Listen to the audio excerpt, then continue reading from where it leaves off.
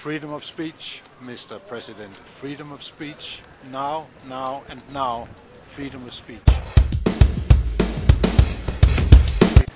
Det er ikke særlig detaljerede nyheder, vi har fået fra Ungarn.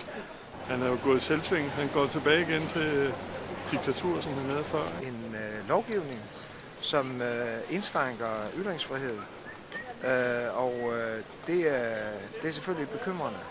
Hungarian president, education is right for everyone, and it shouldn't be an expense to worry about for the Hungarian students. En besked til premierministeren i Ungarn. Det er meget vigtigt, at de bliver ved med at være medlem af EU. Det er meget vigtigt, at de vedligeholder pressefrihed og et retssystem, som er uafhængigt af lovgiverne. Og det er meget skræmmende at se, hvad der foregår. President of Hungary, freedom of expression is a right of every single citizen of your country, and you cannot take that away from the people.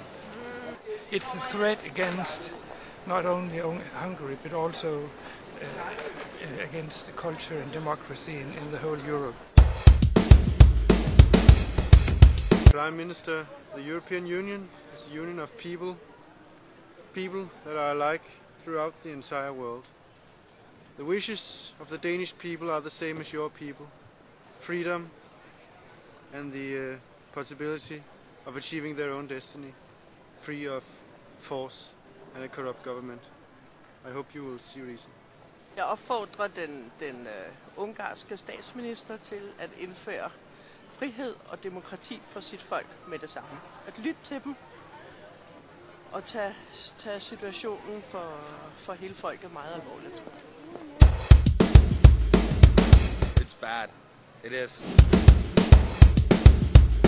Jeg håber så sandelig, at Ungarn får det bedre, og I får en ny premierminister. This new law that has been made against press freedom, I think it should be changed. Meningen det er, jeg synes det er katastrofalt. Det synes jeg, der er katastrofalt. Så skulle jeg jo også i fængsel. Mr. President of Hungary, I think it's a problem that you don't take care of the problem with homeless people. It's going to be a big gap with the no high educated people, and that's not good. Hey, Mr. Prime Minister, I just want to say here from Denmark, I'm Elias. Take yourself together and start focus a lot more about us, the young people in the world. So, yeah, take yourself together. Peace.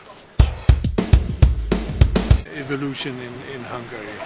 It should be far more democratic, far more widespread, and not that racism and suppression of opposition. Horrible. I'm willing to expose Hungary from the European Union on that politics. Strange situation in Hungary right now. That's life.